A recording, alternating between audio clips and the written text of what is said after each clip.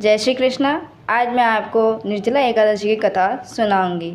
पांडु के 5 पुत्रों में से एक पुत्र भीमसेन व्यास जी को कहने लगे कि हे पितामह, भ्राता युधिष्ठिर, माता कुंती, द्रौपदी, अर्जुन, नकुल और सहदेव आदि सब एकादशी व्रत करने को कहते हैं, परंतु महाराज मैं उनसे कहता हूँ कि भाई, मैं भगवान की शक्ति पूजा आदि कर सकता हूँ, दान भी दे सकता हूँ, परंतु भोजन के बिना नहीं रह सकता। इस पर व्यास जी कहने लगे कि हे भीमसेन, यदि तुम नरक को बुरा और स्वर्ग को अच्छा समझते हो तो प्रति मास की दोनों एकादशियों को अन्न मत खाया करो। भीमसेन कहने लगे कि हे पितामह, मैं तो पहले ही कह चुका हूँ कि मैं भूख नहीं सहन कर सकता। यदि वर्ष भर में कोई एक ही व्रत हो तो वह मैं रख सकता हूँ। मेरे पेट में एक वृक नाम की अग्नि है, सो भोजन किए बिना नहीं रह सकती।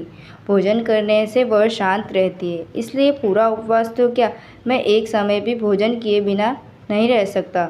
अतः आप मुझे कोई ऐसा व्रत बताइए जो वर्ष में केवल एक ही बार करना पड़े और मुझे स्वर्ग की प्राप्ति हो जाए।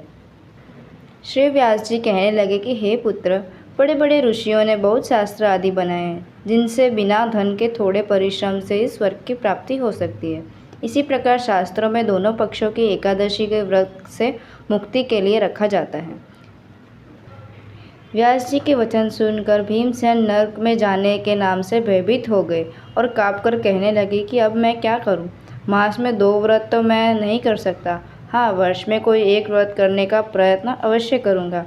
अतः वर्ष में कोई एक ही दिन व्रत से यदि मेरी मुक्ति हो जाए तो ऐसा कोई व्रत बताइए। सुनकर व्यास जी कहने लगे कि वृषभ और मिथुन की संक्रांति के बीच ज्येष्ठ मास के शुक्ल पक्ष को जो एकादशी आती है उसका नाम निर्जला है। तुम उस एकादशी का व्रत करो। इस एकादशी के व्रत करने में स्नान और आचमन के सिवा जल वर्जित है।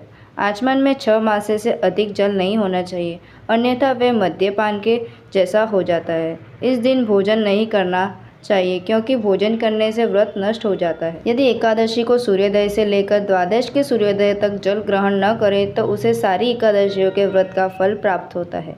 द्वादश को सूर्योदय से पहले उठकर स्नान आदि करके ब्राह्मणों को दान देना चाहिए।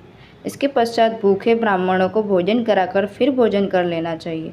इसका फल पूरे वर्ष की संपूर्ण एकादशियों के बराबर होता है। व्यास जी कहने लगे कि हे भीमसेन, यह मुझको स्वयं भगवान ने बताया कि इस एकादशी का पुण्य समस्त तीर्थों और दानों के से अधिक है। केवल एक दिन मनुष्य निर्जल रहने से पापों से मुक्त हो जाता है। जो मनुष्य निर्जला एकादशी का व्रत करते हैं उनकी मृत्यु के समय यमदूत आकर नहीं घेरते, वरन भगवान के पार्षद उसे पुष्पक विमान में बैठाकर स्वर्ग को ले जाते हैं। अतः संसार में सबसे श्रेष्ठ निर्जला एकादशी का व्रत है, इसलिए यत्न के साथ इस व्रत को करना चाहिए। उस दिन ओम नमो भगवते वासुदेवाय मंत्र का उच्चारण करना चाहिए और गोदान करना चाहिए। इस प्रकार व्यास जी की आज्ञा अनुसार भीमसेन ने इस व्रत को किया। इसलिए एकादशी को भीमसेनी या पांडव एकादशी भी कह सकते हैं। निर्जला व्रत करने से पूर्व भगवान से प्रार्थना करें कि हे भगवान, आज मैं निर्जल व्रत करता हूँ, दूसरे दिन भोजन करूँगा। मैं इस व्रत को श्रद्धापूर्वक करूँगा, अतः आपकी कृपा से मेरे सब पाप नष्ट हो जाए।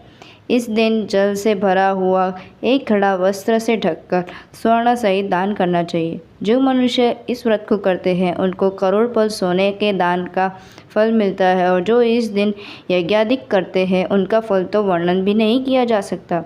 इस दिन एकादशी के व्रत से मनुष्य विष्णु लोक को प्राप्त होता है। मनुष्य इस दिन अन्न खाते हुए चांडाल के समान है, वे अंत में नरक में जाते हैं। निर्जला एकादशी का व्रत किया है वह चाहे ब्रह्म हत्यारा हो, मद्यपान करता हो, चोरी की या गुरु का द्वेष किया हो, मगर इस व्रत के प्रभाव से वो स्वर्ग को जाता है।